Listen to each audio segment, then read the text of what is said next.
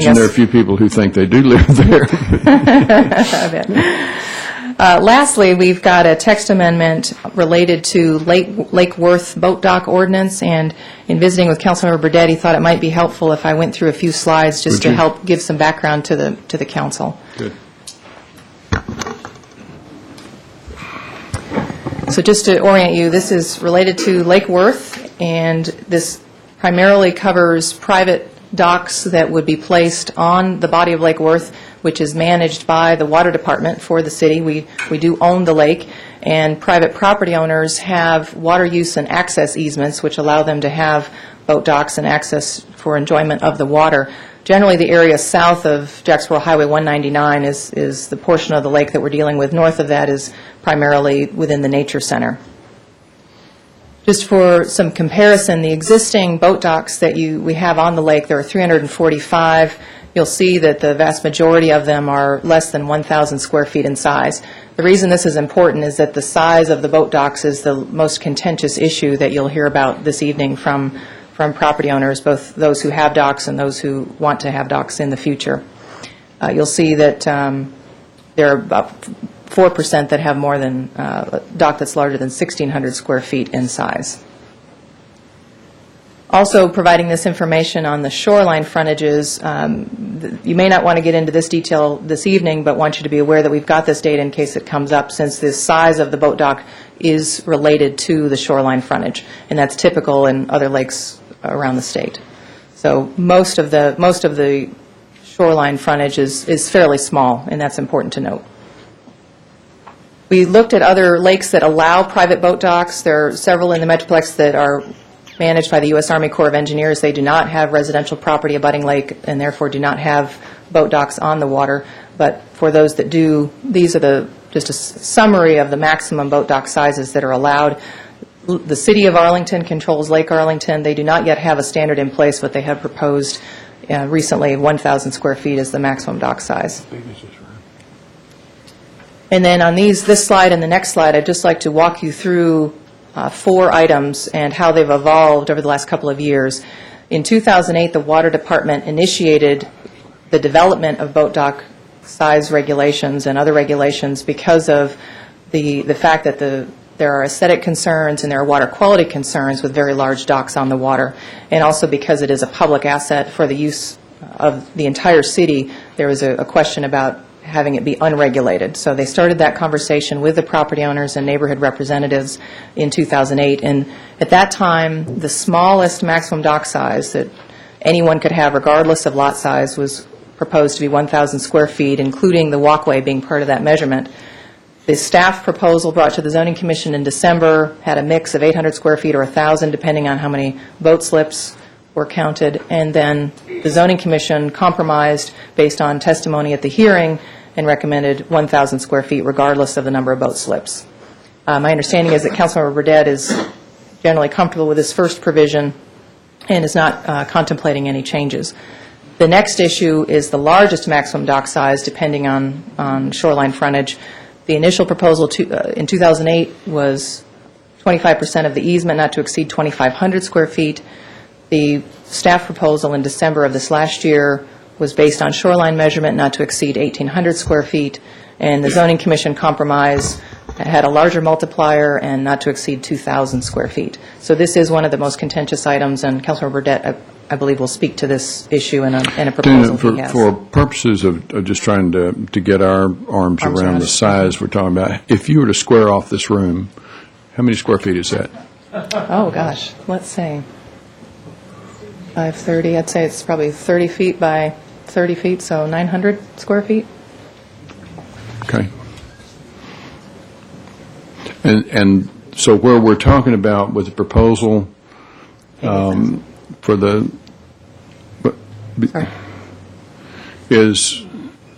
does not include the walkway, is that right? Correct.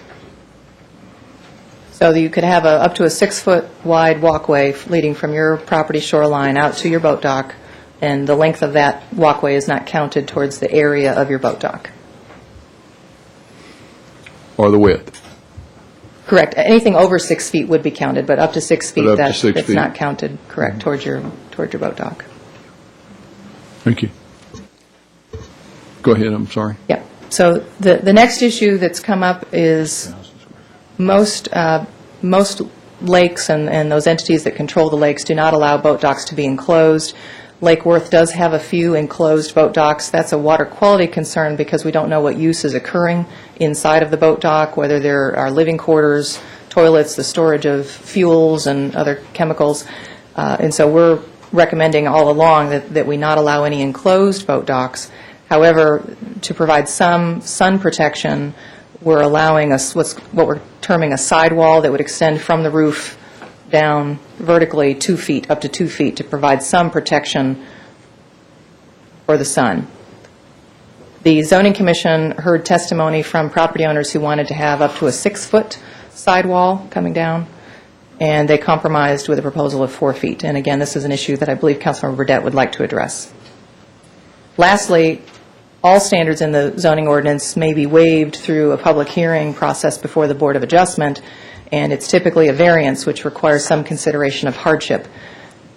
As we looked at the standards related to dock size, setback, and enclosure, the request was made that we consider that as a special exception, which is a land use decision, a compatibility decision, rather than a hardship decision. And we agreed that it would be appropriate to treat, for those 3 standards, treat them as special exceptions. And I'm not aware of any, there's public support for that, and I believe Councilman Burdette is also comfortable with that. But at this point, I would like to turn it over to Councilman Burdette to review his proposal, and we've got a handout that summarizes some changes he'd like to make to what the Zoning Commission has recommended to you.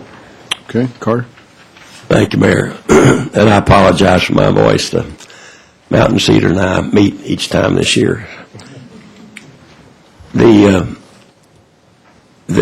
have a long history of boat docks, obviously, out at the lake, and over the years it's been basically a question of the Water Department approving applications for private shoreline owners to build boat docks, and they have been granted over the years without any real guidelines to be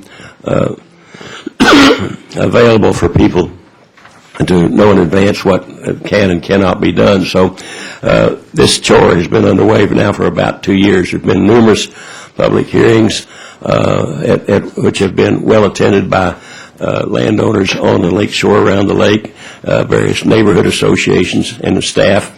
And as was just indicated by Dana, the recommendations have gone through a number of iterations.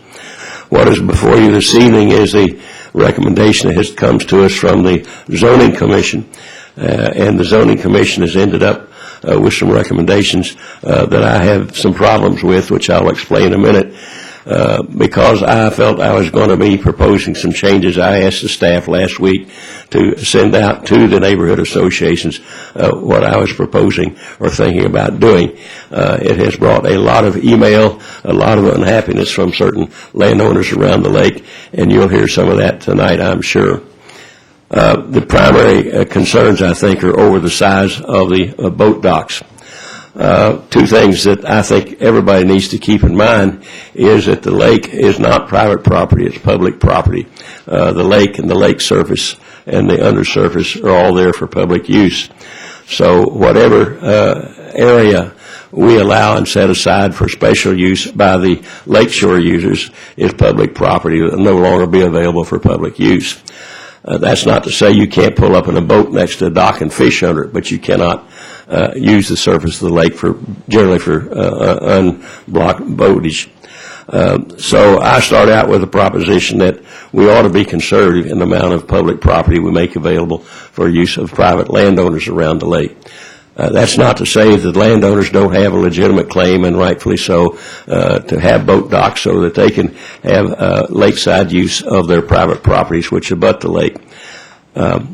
So I'm going to move this evening that the maximum size of the boat docks, instead of being 2,000 square feet as proposed by the Zoning Commission, be taken back down to the original 1,600 feet that staff had proposed.